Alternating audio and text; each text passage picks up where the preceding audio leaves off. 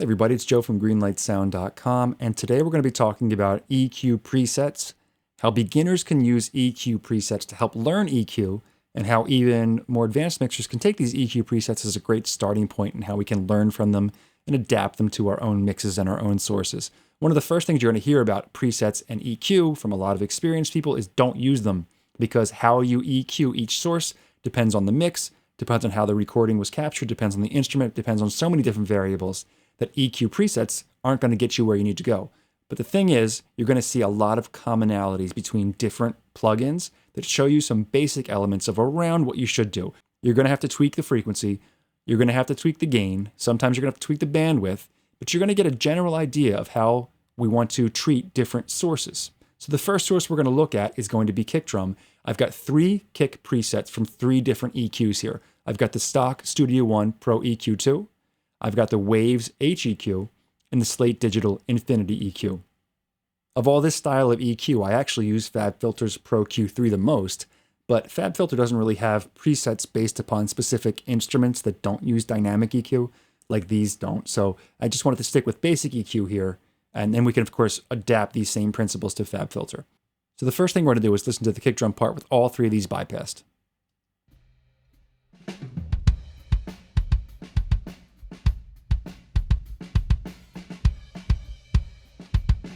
Okay, and the first thing we notice about all of them is that we see some type of fundamental or low-end boost.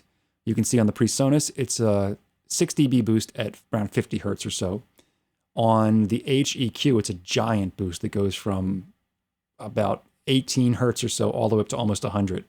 And on the Infinity EQ, it is an 81 hertz boost, so very different low-end boosts. Then we're going to see a little bit of a cut in the mid-range somewhere, or lower mids, depending on the EQ.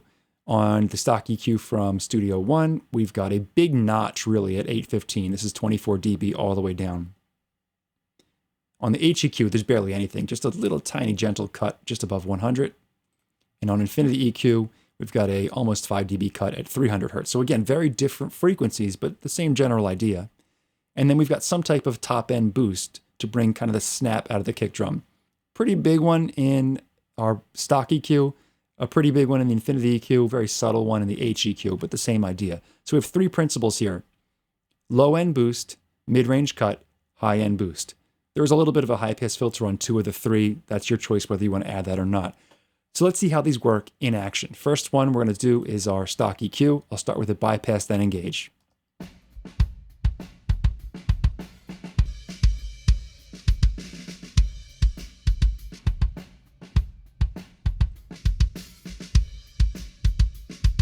All right, let's see how the HEQ does with its preset here, stock preset, bypassed first, then engaged.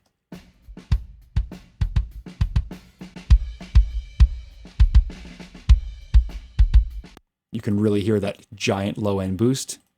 And finally, Infinity EQ, bypassed, then engaged.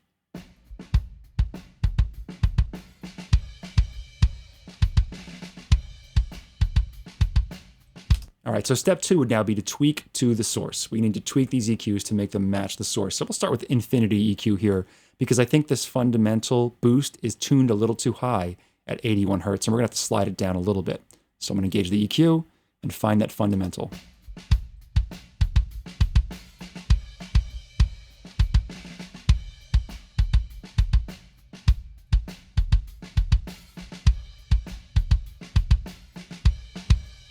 There we go. I think we could take a little bit more of a boost here too.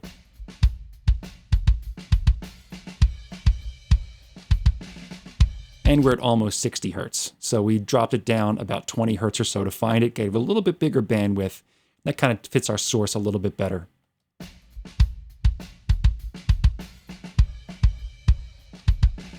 And I cut down that top end a little bit. Now, if you were going to use the preset on the HEQ, you'd have to do a lot of adapting. That's way too much if you ask me, so I would bring this down a lot. It's almost 12 dB of boost. That's more like it there, about 5 dB, so we cut that in half. I'd also like a little bit more snap at the top end.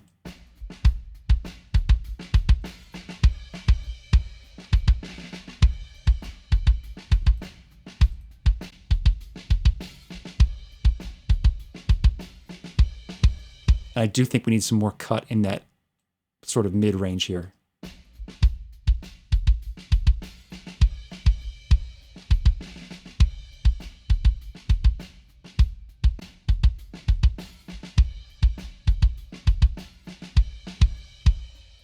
There we go. So we took the basic EQ presets and we adapted them to the source. Find that idea of what's going on, a boost to the fundamental, a mid-range cut, a top-end boost, and adjust to our source. So let's take that same exact concept of taking the preset, seeing some commonalities between different plugins, and adjusting as needed to look at a snare drum part. So it's going to have a similar layout to the kick drum, but just kind of displaced frequencies, a little bit different. So you're going to see a low-end boost. You can see that in all three, where you're trying to get the kind of the meat of the snare drum part. You're usually going to see some type of mid-range cut, maybe a little bit higher than the kick drum part. Here, a little bit of cut. Here, a little bit of cut. And down on infinity, barely any, but a little bit of cut here. And then a little bit of that snap of the top end of the snare drum. And usually a high shelf or a high boost, and sometimes just a bell filter in the upper mid-range. So let's start with the bypass with our Pro EQ, stock EQ again, and then I'll engage it.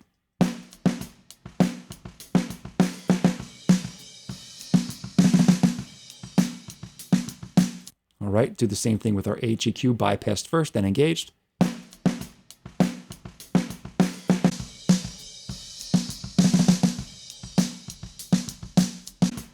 And then finally, infinity EQ, bypassed, then engaged.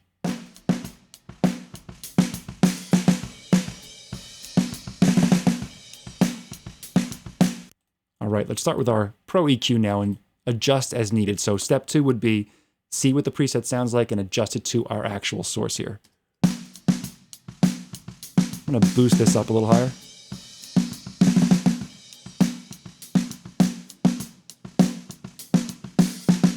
I don't think we need quite as much of that mid-range taken out.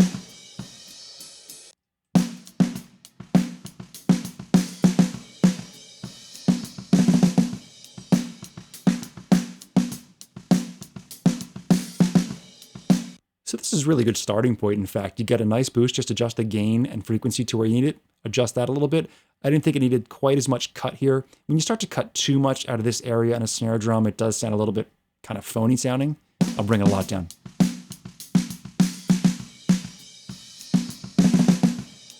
It takes some of that natural sound out of it, but you can cut somewhere between 2 and 4 dB in this source. I think it sounds pretty good. Now, if we were going to adapt this HEQ, again, I think there's just too much going on here, so we have to bring that down a bit.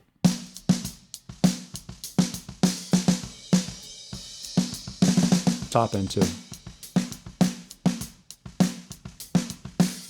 That's better already, just by not changing any frequencies, but just bring the gain down a little bit. And if I was going to do the same thing with the infinity EQ.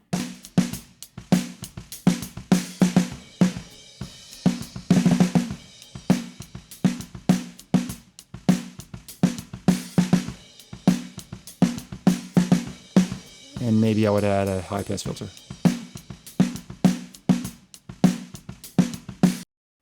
But we got the same basic idea. We've got a fundamental boost, a mid-range cut, and a high-end boost. And we would adapt, depending on the snare drum, how it was recorded, the mic that was used, to really fit the source. But the basic starting points are there. And if you're new to EQ, it's a lot easier than just trying to hunt around and find what you're supposed to do here. Now we'll do the same thing with bass guitar. It's going to be very different than what we had on the kick and snare drum.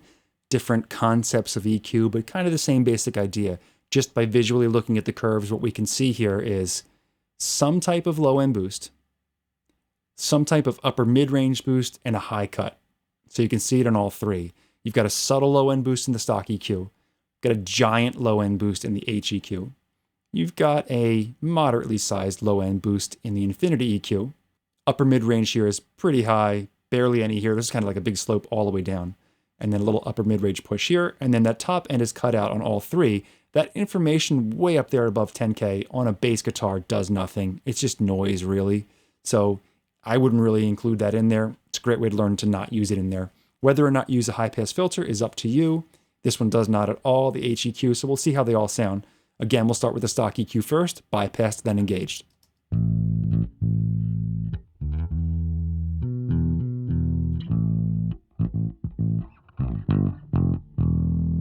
On those last three notes especially, you hear that upper mid-range kind of nosiness of the EQ come out.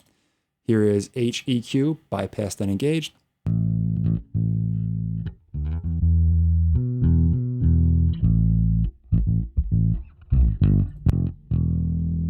huge low end boost. That would definitely need to be adapted unless you're going for that huge sound. And infinity EQ, bypassed and engaged.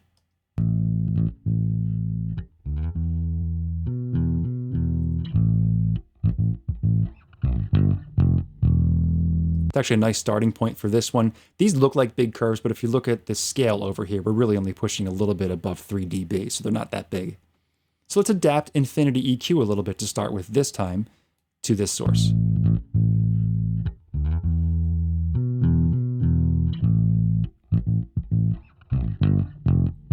I want to cut a little bit more on this band.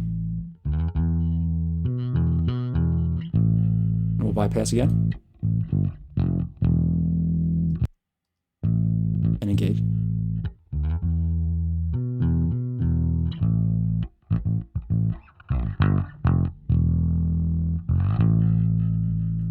I think we can get a little bit more of that upper mid-range to bring some of the bite out. Let's take this HEQ. It's going to need some adjusting for sure.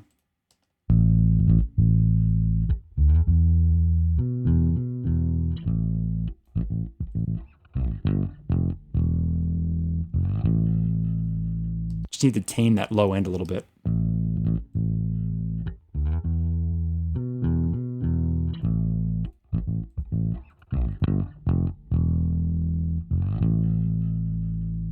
Yeah, it was too big of a slope on that upper mid-range, so I just adjusted it.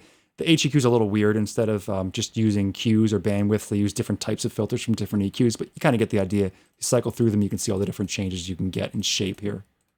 All right, so we got some ideas from there. We have a basic idea of cutting out the real extreme subs, boosting around the fundamental, getting some of that nosiness, usually around 1K, 1 to 2K, somewhere in there is going to give like that kind of bite to the bass guitar, and then cutting out that top end to get rid of any noise that would be there. And moving on to one more source here, we've got a guitar part, and let's look at some of the common features here. You're going to see a lot of the low end cut out. It's just a bunch of junk down there in the subs we do not need on a guitar part. So big high pass filter, big low cut, nothing's in there. Then we're going to have some type of boost in the lower end of the guitar to get some of the meatiness of the sound here, just to bring that out a little bit. And usually an upper mid-range bite around 1.5 to 3K or so to bring some of that aggressiveness out of that upper mid-range. You can see that in all of these. Now there's a little bit extra going on in some where you can see a high-end cut out of 2 of them, but not the other. We'll see what difference that makes, starting with our Pro EQ first, bypassed. And engaged.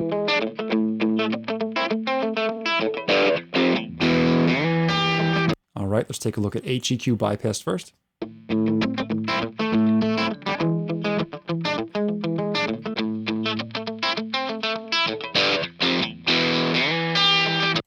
And infinity EQ bypassed first.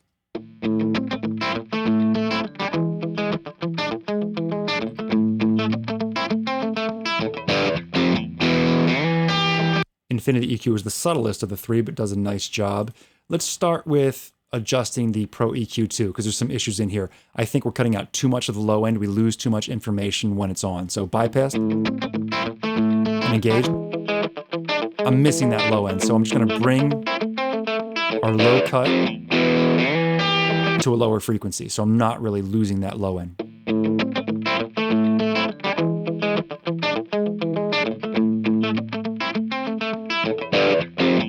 I think this frequency could be a tad lower.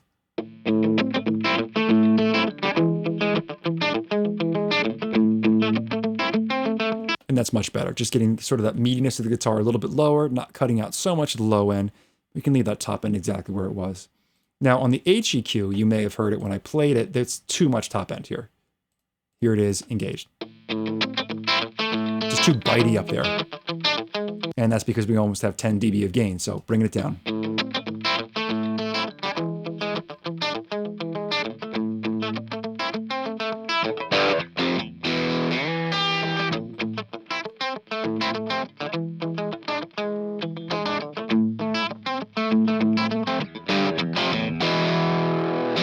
Just taming that top end's much better. The infinity EQ didn't need a whole lot of work. I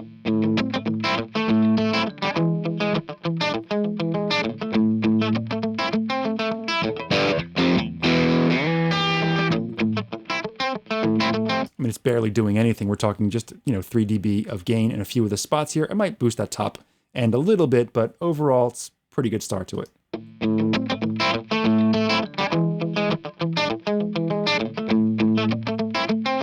They're all linked together.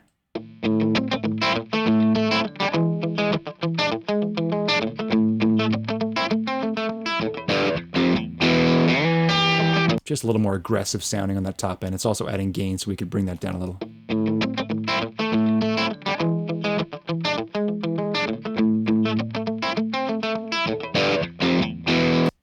So there it is, how we can use presets as great starting points to learn EQ and to EQ sources depending on what we need. Use them as a basic starting point, tweak that gain, tweak that frequency, tweak that Q or bandwidth, and find exactly what you're looking for to carve out space in your mix. Don't just throw away presets or start from scratch every time. They can be a really great learning tool or a really great time saver, depending on how experienced you are with using EQ. If you have any questions or comments, let me know in the comment section down below. Don't forget to subscribe if you haven't done so already, so we can keep you in the loop as to what's coming up next, and I'll see you in the next one.